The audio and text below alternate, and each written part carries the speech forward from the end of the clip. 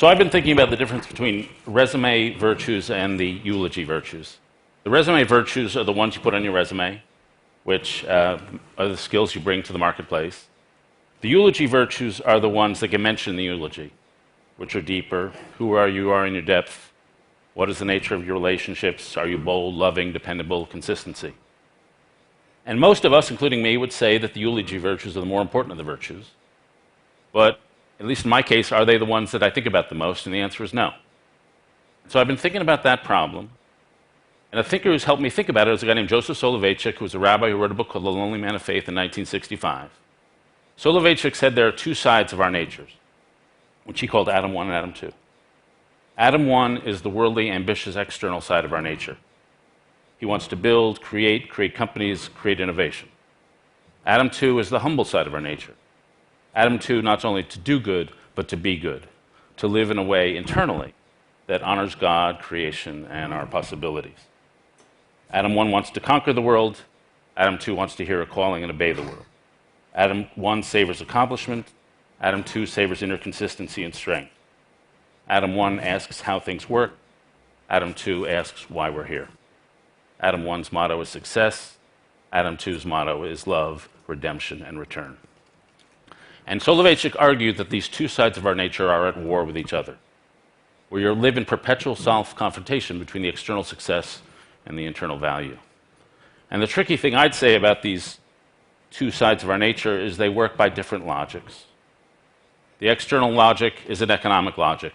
Input leads to output, risk leads to reward. The internal side of our nature is a moral logic and often an inverse logic. You have to give to receive.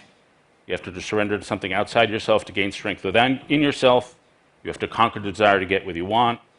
In order to fulfill yourself, you have to forget yourself. In order to find yourself, you have to lose yourself. We happen to live in a society that favors Adam 1 and often neglects Adam 2.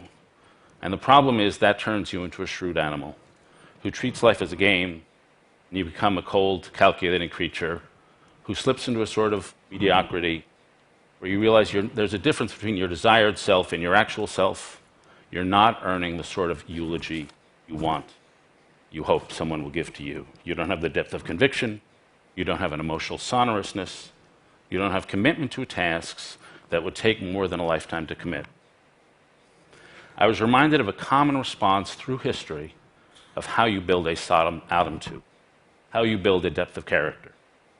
Through history, people have gone back into their own pasts, sometimes to a precious time in their life, to their childhood. And often, the mind gravitates in the past to a moment of shame. Some sin committed, some act of selfishness, an act of omission or shallowness, the sin of anger, the sin of self-pity, trying to be a people pleaser, a lack of courage. Adam 1 is built by building on your strengths. Adam 2 is built by fighting your weaknesses.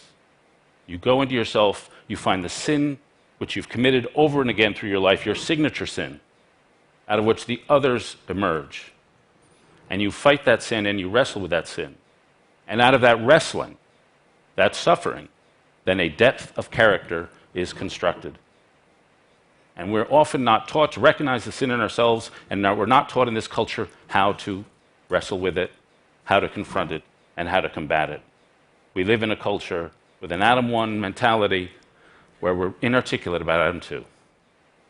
Finally, Reinhold Niebuhr summed up the confrontation, the fully lived Adam 1 and Adam 2 life this way. Nothing that is worth doing can be achieved in our lifetime.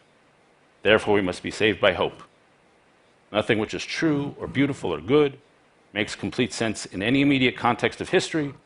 Therefore, we must be saved by faith. Nothing we do, however virtuous, can be accomplished alone. Therefore, we must be saved by love.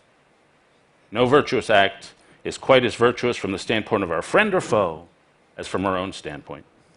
Therefore, we must be saved by that final form of love, which is forgiveness. Thanks.